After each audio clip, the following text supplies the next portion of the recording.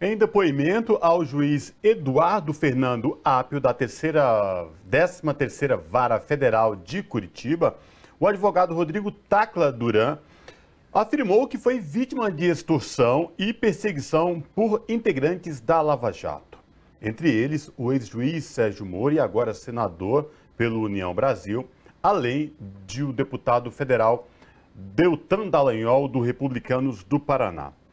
Tacla Duran teria apresentado provas, inclusive, do esquema de extorsão praticado por um grupo de advogados ligados a Moro e Dallagnol.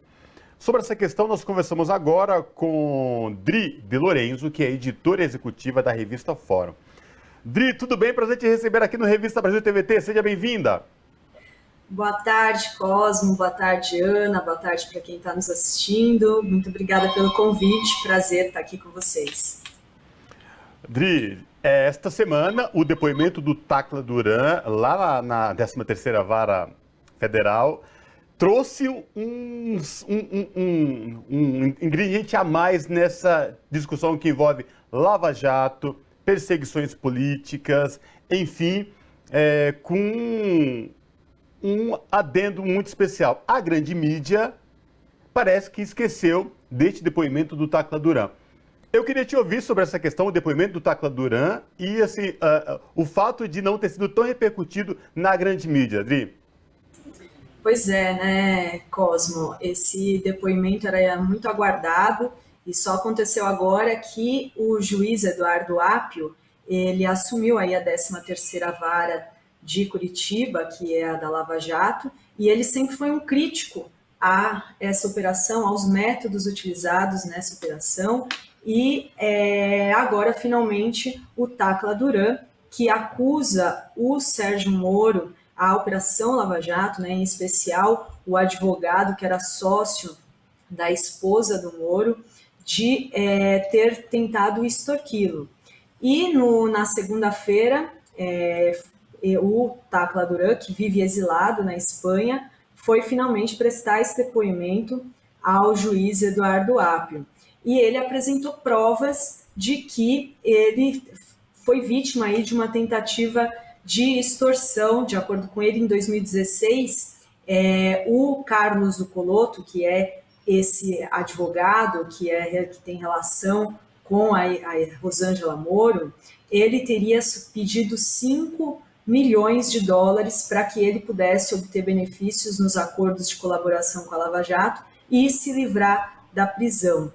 E durante o depoimento, ele apresentou provas para o juiz Eduardo Apio, que falou que como agora o Deltan Dallagnol e o Sérgio Moro agora são parlamentares, não é mais ali o fórum para que ele, né, dê seguimento a essas denúncias. Então agora, hoje, a gente tem a notícia que essas denúncias do Tacla Duran já estão no STF.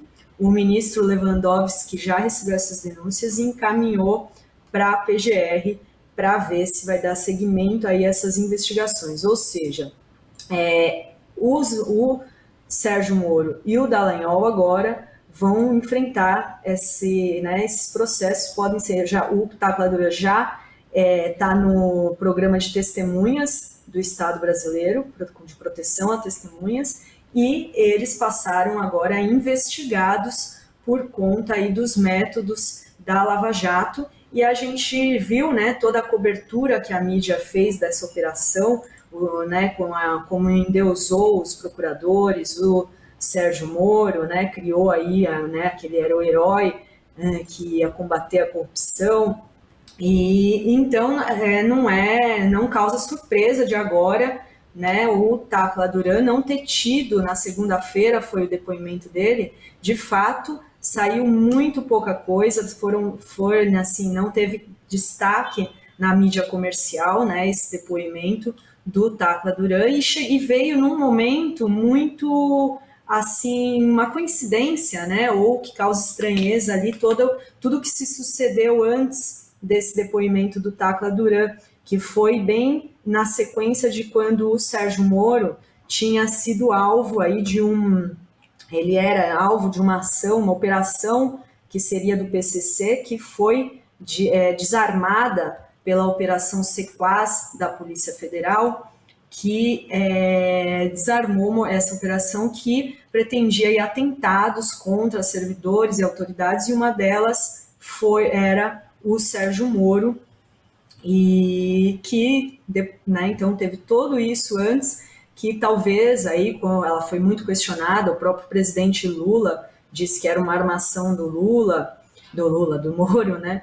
E o ministro da SECOM, Paulo Pimenta, disse que o timing, né, chama atenção, e porque foi bem na véspera do depoimento do Tacla Duran. Então, essa operação que, de fato, né, era uma investigação da Polícia Federal, de que haveria esse plano do PCC contra essas autoridades, mas foi do jeito que ela foi autorizada ali pela juíza substituta da vara, que assumiu o caso, até o próprio diretor do Conjur, que é um site referência, né, do debate jurídico do país, chama atenção para a agilidade de uma juíza que em 3 dias, ela assumiu numa sexta-feira, na terça-feira de manhã, tinha uma decisão de 69 páginas para deflagrar a operação, que foi assinada 34 minutos depois da declaração do presidente Lula numa entrevista ao site 247, onde ele lembra os períodos, né, que ele ficou preso injustamente, 580 dias, sem poder ir ao enterro do seu irmão, perdendo seu neto, toda numa prisão que depois se mostrou aí injusta, que foi, né, com o principal algoz foi o Sérgio Moro, juiz que foi considerado suspeito, ou seja, não podia nem ter sido, né, quem julgasse a ação. E ele disse que falava ali que ele só ia ficar tranquilo quando foder o Moro, né? E aí ele aproveitou toda essa situação para se vitimizar e tal, e isso levou todo um debate sobre o timing dessa operação, né? Porque na sequência disso, na véspera do depoimento do Tacla Duran, estou falando aqui, mas se vocês quiserem perguntar outra coisa, me interrompam. Sim, eu estava aguardando você terminar, concluir essa parte do seu pensamento para te perguntar agora sobre uma reportagem que a Fórum fez, trazendo detalhes sobre a fraudulência de um documento que foi divulgado, onde se supunha que o PCC havia subornado, havia pago ao site Intercept naquela relação de vazamento de conteúdo sobre a Lava Jato, né? Esse documento tomou as mídias, ganhou proporção, primeiro por um jornalista da Record de Curitiba e da Jovem Pan, e depois foi amplamente divulgado, e agora a Fórum traz essa resolução, essa análise dessa documentação, dessa grande possibilidade, quase 100%, de ser um documento fraudado. Queria que você explicasse e falasse dessa reportagem. Pois é, essa foi uma reportagem exclusiva da revista Fórum, que a partir de uma análise feita pela equipe do professor de computação forense da Universidade Federal do ABC e também do MBA da USP, o Mário Gaziro, eles fizeram uma análise digital da imagem que foi enviada por esse jornalista que você falou, da Jovem Pan e da Record, né, da Paraná, que foi o Mark Souza.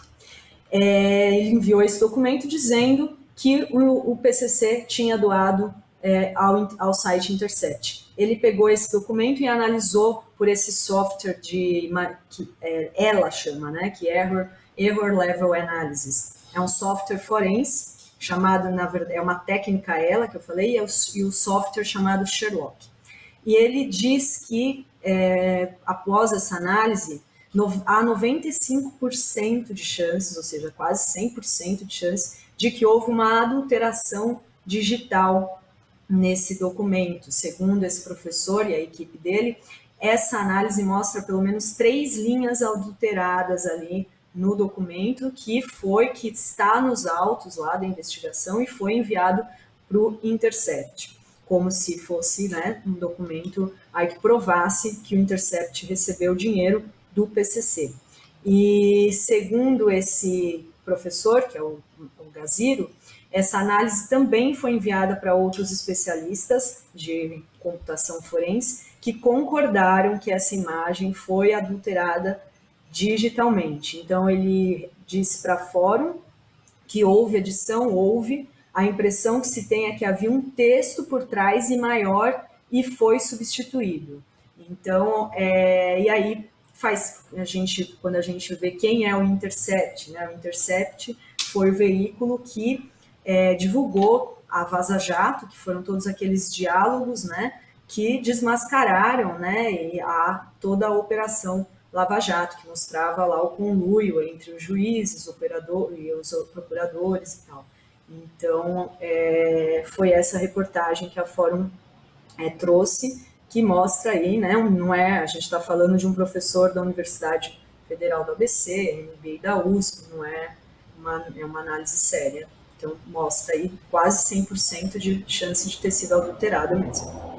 Agora, Adri, o que chama a atenção é que tudo isso se desenvolveu, essa história desta operação envolvendo a Polícia Federal, envolvendo a 13ª Vara lá de Curitiba, a Lava Jato, tudo que antecedia ao depoimento do Tacla Duran, né, que era muito aguardado. E aí começa a se questionar várias teorias, vê até o próprio Sérgio Moro pedindo para que o inquérito não fosse remetido ao Supremo Tribunal Federal, posicionamento de Deltan Dallagnol, esperneando lá no Congresso, enfim, por mais que a grande mídia não tenha noticiado, ao que tudo indica, tanto o Sérgio Moro como o Dallagnol sentiram o baque. É isso mesmo, Adri?